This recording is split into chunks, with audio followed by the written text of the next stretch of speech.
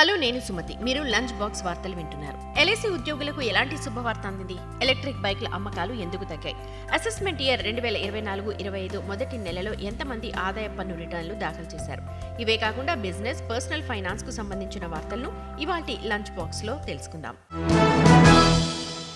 LIC ఉద్యోగులకు త్వరలో జీతం పెరగనుంది. ఉద్యోగుల వేతన సవరణకు గ్రీన్ సిగ్నల్ ఇచ్చిన ఆర్థిక శాఖ దీనికి సంబంధించి నోటిఫికేషన్ కూడా విడుదల చేసింది. ఈ చర్యలతో ఎల్ఐసి ఉద్యోగుల జీతం ఏటా 17% పెరుగుతుంది. ఆగస్టు 1, 2022 నుంచి అమల్లోకి వస్తుంది. దీని ద్వారా 1,10,000 మందికి పైగా ఉద్యోగులు లబ్ధి పొందనున్నారు. జీతాల సవరణకు ఎల్ఐసికి ప్రతి సంవత్సరం దాదాపు 4,000 కోట్లు ఖర్చవుతుంది. ఏప్రిల్ 2024లో ఎలక్ట్రిక్ బైక్ విక్రయాల్లో 50% తగ్గుదల ఉంది. ప్రభుత్వ రవాణా పోర్టల్ వాహన్ డేటా ప్రకారం మార్చిలో రికార్డు స్థాయిలో 1,36,000 ఎలక్ట్రిక్ 2 వీలర్స్ విక్రయించారు. కానీ ఏప్రిల్లో కేవలం 64,000 ఎలక్ట్రిక్ వెహికల్స్ మాత్రమే అమ్ముడయ్యాయి. ఒక ఎలక్ట్రిక్ స్కూటర్ తయారీదారు ఎగ్జిక్యూటివ్ మాట్లాడుతూ, ఏప్రిల్ సాధారణంగా కొనుగోళ్ల పరంగా నెమ్మదిగా ఉంటుంది. అయితే కంపెనీలు కూడా తక్కువ ఉత్పత్తి చేస్తున్నాయి, వ్యూహాలను పునరాలోచిస్తున్నాయి. దీనికి కారణం ఫేమ్ 2 పథకం. మార్చి 31న ఫేమ్ 2 సబ్సిడీ పథకం ముగిసింది.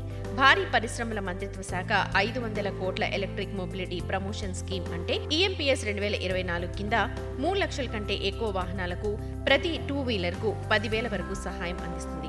కొత్త సబ్సిడీ ఏప్రిల్ 1కి ముందు తయారు చేయబడిన 2 వీలర్లను కవర్ చేయదు. దీని కారణంగా కంపెనీలు సబ్సిడీపై మరింత స్పష్టత కోసం ఎదురు చూస్తున్నప్పుడు వాటి తయారీ, అమ్మకాలు మందగించాయి.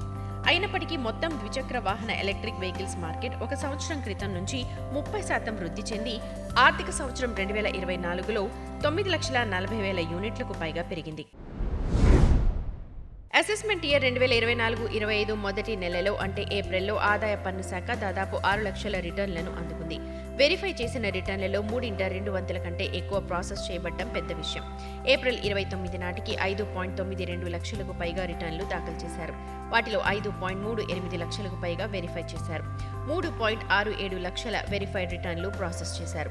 కొత్త ఆర్థిక సంవత్సరంలో పన్ను చెల్లింపుదారులు తమ రిటర్న్లను ఫైల్ చేయడానికి డిపార్ట్మెంట్ మొదటిసారిగా ఈ ఫైలింగ్ పోర్టల్ ని ప్రారంభించింది. పన్ను చెల్లింపుదారుల సేవలకు ఇది ఒక పెద్ద అడుగు అని ఆదాయ పన్ను శాఖ వారు తెలిపారు. దేశంలో 7,961 కోట్ల విలువైన ₹2 నోట్లు ఇప్పటికీ చలామణిలో ఉన్నాయని, ఏప్రిల్ 30 వరకు మొత్తం 97.76% ₹2,000 నోట్లు బ్యాంకింగ్ వ్యవస్థలోకి తిరిగి వచ్చినట్లు RBI తెలిపింది. రిజర్వ్ బ్యాంక్ ఆఫ్ ఇండియా ఒక ప్రకటన విడుదల చేసింది. మే 19, 2023న ₹2,000 నోట్లను చలామణి నుంచి ఉపసంహరించుకున్నట్లు RBI ప్రకటించింది. ఆ సమయంలో బ్యాంకింగ్ వ్యవస్థలో మొత్తం 3,56,000 కోట్ల విలువైన ₹2,000 నోట్లు చలామణిలో ఉన్నాయి. ఇప్పుడది ఏప్రిల్ 30, 2024 నాటికి 7,961 కోట్లకు తగ్గింది. అంటే దాదాపు 2.5% నోట్లు ఇంకా వాపస్ రావాల్సి ఉంది. భారతదేశపు ఆహార భద్రతా నియంత్రణ సంస్థ ఇప్పుడు MDH ఎవరెస్ట్ ఉత్పత్తులతో పాటు అన్ని మసాలా మిశ్రమ తయారీ కంపెనీల ఉత్పత్తులను పరీక్షించాలని, తనిఖీ చేయాలని ఆదేశించింది.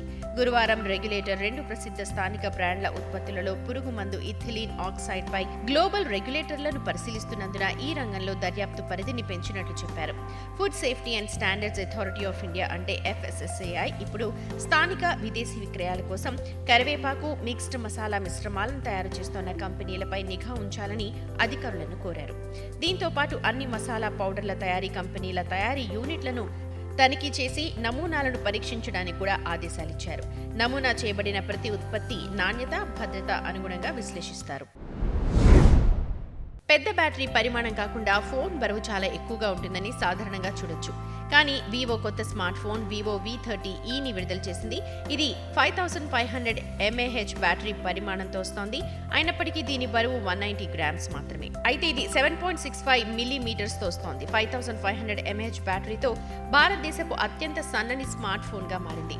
Phone velvet red, silk blue colour options లో వస్తోంది. దీని విక్రయం మే 9, 2024 నుండి స్టార్ట్ అవుతుంది. ఫోన్ను Flipkart, Vivo India store, retail partner స్టోర్ల నుండి కొనుగోలు చేయొచ్చు.